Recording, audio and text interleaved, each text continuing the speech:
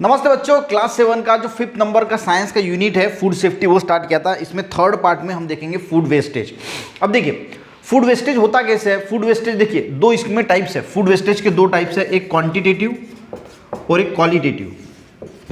अब क्वांटिटी में यानी क्वांटिटेटिव में क्वांटिटी यानी बहुत हम बोलते हैं ना कि बहुत ज़्यादा खाना वेस्ट हो जाता है, और एक होता है क्वालिटी, उसमें कि अंदर की क्वालिटी। अगर मान के चलो कि एक सफरचंद है, वो फ्रेश है, आपने तोड़ा, झाड़ से तोड़ा, पेड़ से तोड़ा और खाया, तो उसमें अभी न्यूट्रिशन बहुत अच्छे हैं, सभी चीज़ें बहुत अच्छी है क्योंकि वो अभी फ्रेश है।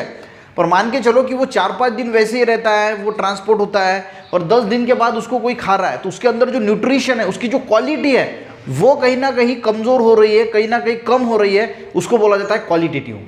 और बहुत सारे सेब है, बहुत सारे सेब एक गाड़ी में लाए गए हैं और उसमें से मान के चलो कि 20% जो है वो खराब हो गए, तो उसको बोला जाता है क्वांटिटेटिव वेस्टेज। समझ में आ गया डिफरेंस? समझ में आ गया दोनों में। क्वांटिटेटिव यानी आपने एक ट्रक भर के सफरचंद लाए, उसमें से 20% खराब हो गए, तो वो क्वांटिटेटिव वेस्टेज हो गया।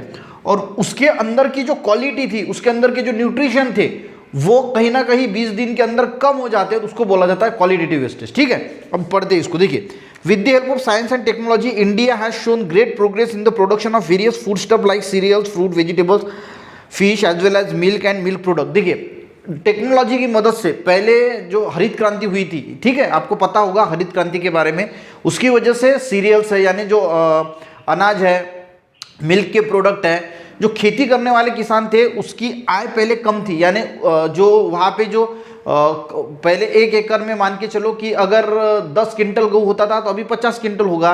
तो ऐसा जो होता है, तो ये क्यों हुआ? साइंस एंड टेक्नोलॉजी की वजह से फूड बहुत बढ़ गया है। जो पहले किसान उगाते थे, तो उससे ज़्यादा अभी जो है वो साइंस एंड टेक्नोलॉजी की वजह से खेतों में उगने लगा है। ठीक है, समझ में आ गया।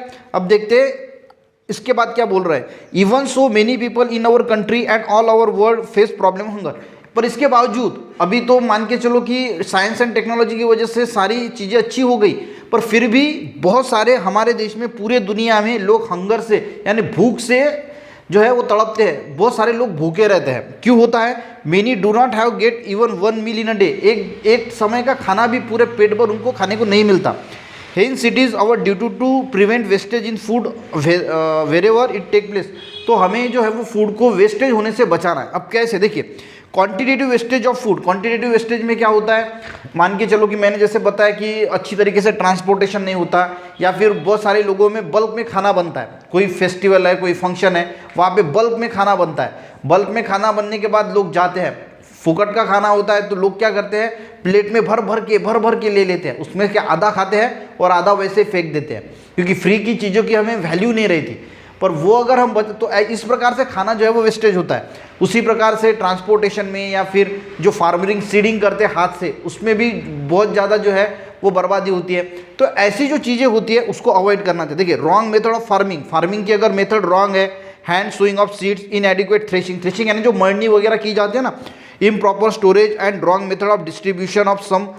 डिस्ट्रीब्यूशन यानी स्टोरेज अच्छी तरीके से नहीं करते। मान के चलो कि अच्छी तरीके से स्टोरेज ही नहीं किया और वहाँ पे चूहे वगैरह है, तो चूहे वगैरह उसको जो है वो वेस्टेज कर देंगे, कुछ जो सीरियल्स अनाज वगैरह है उनको। Some reason for quantitative wastage of food. Beside much food is wasted as a result of custom offering serving. ये खाने में जो गेस्ट यानी ये होता है, हमारे यहाँ पे जो फेस्टिवल्स होते हैं, शादी है, कोई भी त्यौहार है, कुछ भी है, तो उसमें जो खाना वगैरह है वो वेस्टेज जाता है, जो मैंने बताया। Had it is one waste, all this food could have the met need of many others। जो हम वेस्टेज खाना वगैरह पार्टियों में जो खराब यानी जो वेस्टेज खाना जाता है, तो वो दूसरे के काम आ सकता है, दूसरे की किसी की भूख जो है वो उससे पूरी हो सकती है।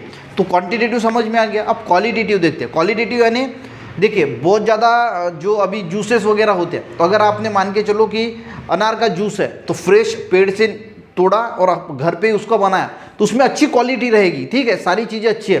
पर वही अगर कंपनी में बनता है, तो उसको प्रिजर्व करने के लिए, क्योंकि वो एक दिन में तो सेल होगा नहीं, तो उसको महीना लग सकता है, 2 महीने लग सकते हैं, तो उसको प्रिजर्व करने के लिए प्रिजर्वेटिव्स डाले जाते हैं। तो उससे क्या होता है, उस फूड की, उस जूस की जो क्वालिटी है वो कहीं ना कहीं कम हो जाती है, उसके अंदर की जो न्यूट्रिशन है वो कम हो जाते हैं।